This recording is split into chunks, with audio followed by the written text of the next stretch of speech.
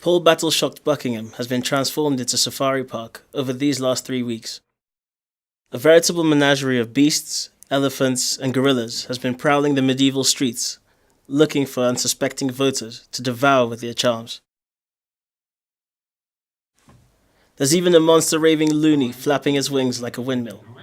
But I will say this to you, nearly 600 MPs were fleecing us white, black, whichever way you want to put it. But most exotic of all has been the greater sozzled UKIP, shrieking about the elephant in the room. The stormy petrel has built a nest in the centre of town, from where it displays its colourful plumage with a big message. UKIP candidate Nigel Farage has flown in fresh from his day of glory in the European Parliament. He says it's the topic no candidate is talking about, Europe, and he's drafted in some big guns to beef up his arguments. If Nigel and UKIP hadn't stood in this next general election, there wouldn't be an actual contest in Buckingham. It would just basically be John Bercow shoehorned straight back into Westminster. If we hadn't have stood, Buckingham might not have had a vote for however long John Bercow would be in that seat for. So very important for democracy and for change. At every hustings, Farage has forcefully focused on UKIP's core message. It's the European Union what's to blame for all the country's woes. And if his uncompromising pitch is believed by the constituency's shell-shocked voters, it could well trigger the upheaval he's been urging. The town-sitting MP, John Bercow, who is grimly defending his speakership, has been pulling out the stops to try and stop Farage's UKIP bandwagon dead in its tracks. But even a crack Buckingham University team of reporters found it difficult to get beyond the genial repartee of a very wily bird. Can anyone in Buckingham take you as a serious politician? I made some very serious comments in response, I have to say, to what Mr Van Rompuy said, which everybody has ignored. But there he was, a man who's not been elected, who can't be removed, who's been paid more than Obama, who's only got his job because we were denied a referendum.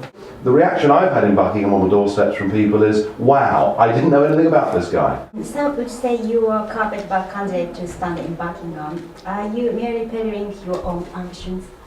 Look, you know, the carpetbagger idea, I don't buy. I don't buy it one little bit. Just remember this, I have been one of the local MEPs for this constituency for the last 11 years. Mr Farage, our students did a vox pop in the streets of Buckingham, and almost 90% said that you are a racist candidate. Well, that's true because you want to stop our immigration. We've just done 6 focus groups that we paid for as a party right across the length and breadth of England, and not a single one of those focus groups said that UKIP was racist. They might have disagreed with us on policy, but not a single person thought that. And you know, when we fought the European elections last year, we had 69 candidates on our lists for England, Scotland and Wales, and 6 of those were black or Asian born candidates. So, you know, there is absolutely no truth or credibility in the charge that UKIP is a racist party in any way at all.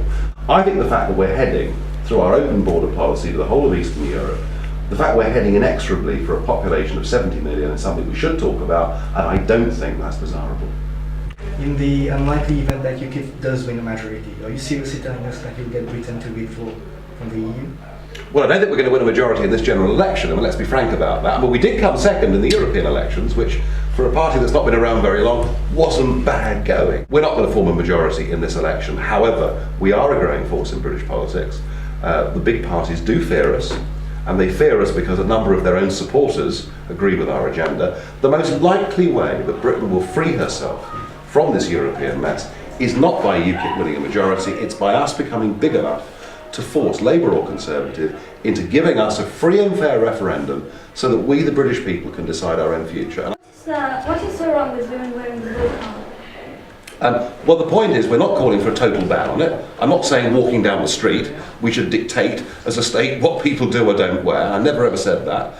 What I do say is that, you know, I can't walk into a bank wearing a motorcycle helmet.